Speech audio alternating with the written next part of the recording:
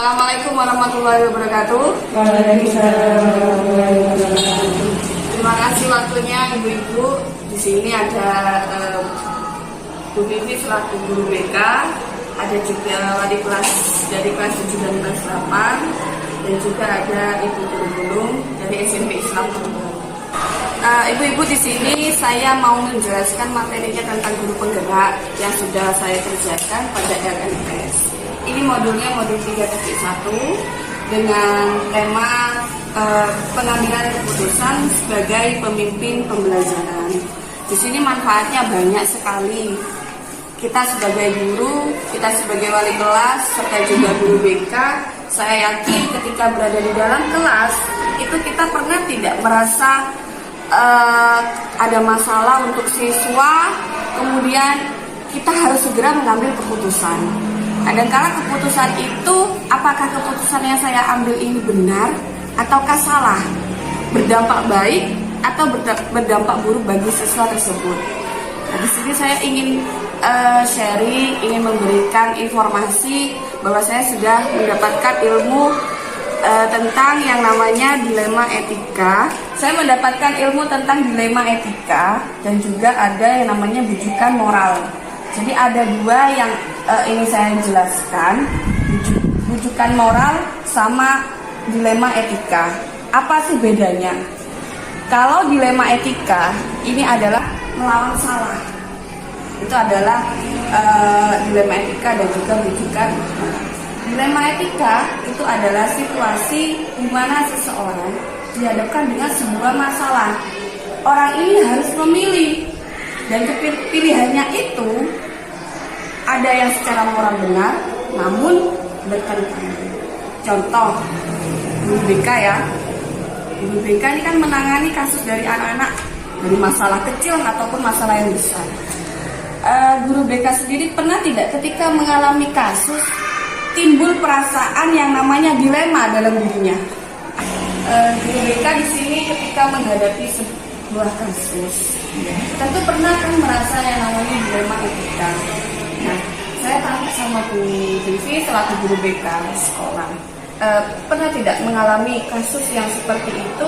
Namun Bu Vivi itu merasakan, saya kok merasa dilema ya terhadap kasus yang barusan jenengan hadapi tersebut. Untuk masalah seperti ini, saya kira banyak sekali, artinya pernah mengalami hal seperti itu. Contoh misal yaitu ketika ada anak kurang dalam motivasi belajarnya, kita melakukan bimbingan yang namanya dalam BK namanya bimbingan atau layanan bimbingan belajar.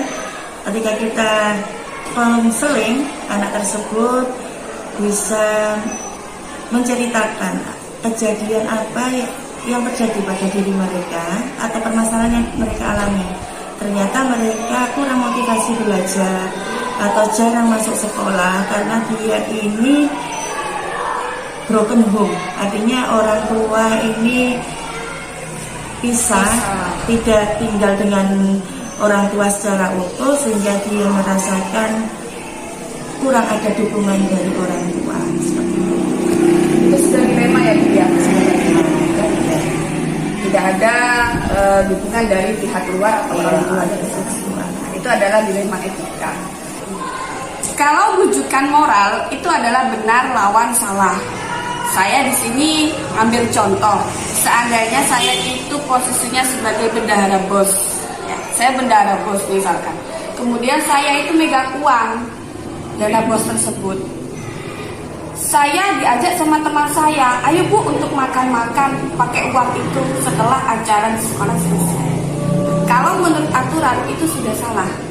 Tetapi saya itu diajak sama teman-teman sekolah saya yang saya harus menolak atau menuruti mereka. Itu adalah bujukan moral. Jadi benar lawan salah.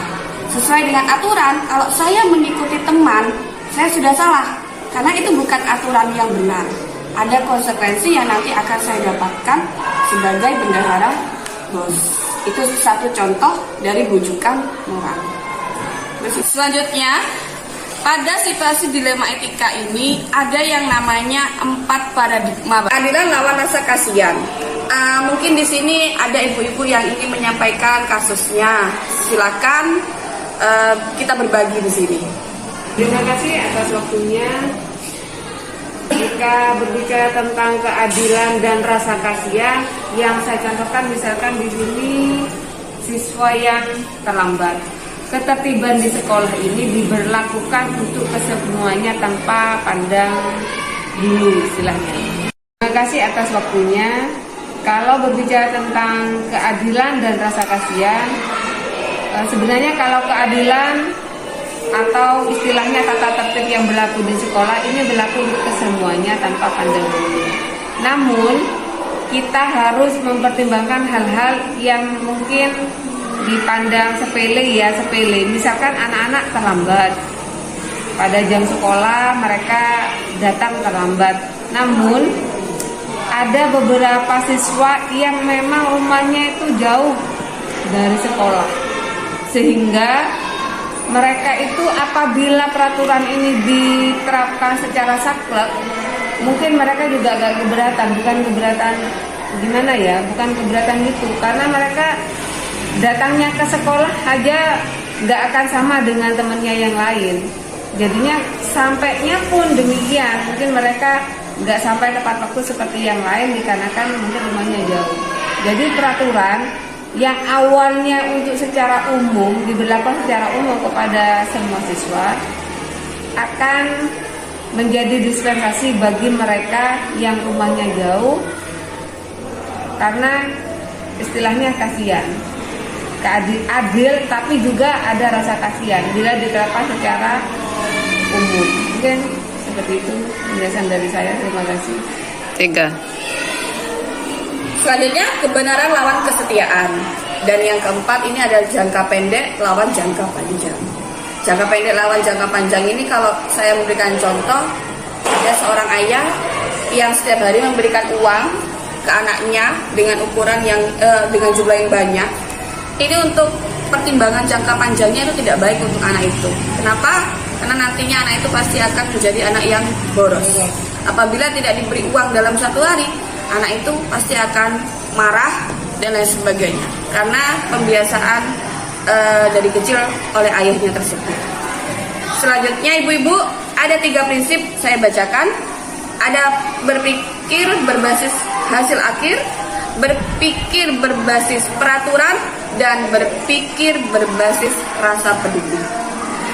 Selanjutnya 9 langkah dalam mengambil keputusan dalam pemimpin pembelajaran kita sebagai guru. 1.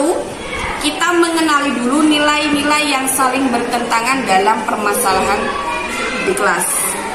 Kita menentukan siapa saja yang terlibat dalam kasus itu. Jadi tidak harus menghakimi anak tersebut. Kita libatkan siapa saja yang ada di dalam masalah atau kasus tersebut. Kita kumpulkan fakta-fakta yang relevan. Jadi kita kumpulkan data-data informasi dari orang lain atau pihak ketiga. Kemudian yang keempat, kita menguji benar atau salah. Ada yang namanya uji legal, ada yang namanya uji regulasi, uji intuisi, uji halaman depan koran, uji keputusan panutan atau idola. Kelima, ada yang namanya pengujian paradigma benar lawan salah.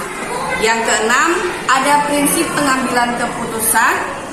Ketujuh, ada namanya investigasi opsi trilema.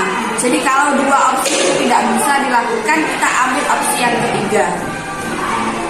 Dan yang terakhir, kita membuat keputusan itu dan nanti kita akan merefleksikannya. Begitu 9 langkah yang sudah saya coba lakukan dan saya terapkan di kelas. Baik ibu-ibu, terima kasih waktunya dan saya sudah menyampaikan pengambilan keputusan yang baik dan benar dalam pembelajaran sesuai dengan program guru penggerak. Semoga bermanfaat dan mari kita terapkan di dalam kelas di lingkungan sekolah sehingga kedepannya kita bisa menciptakan anak-anak atau siswa-siswi yang sesuai dengan profil belajar Pancasila dan merdeka belajar. Terima kasih atas waktunya. Wassalamualaikum warahmatullahi wabarakatuh.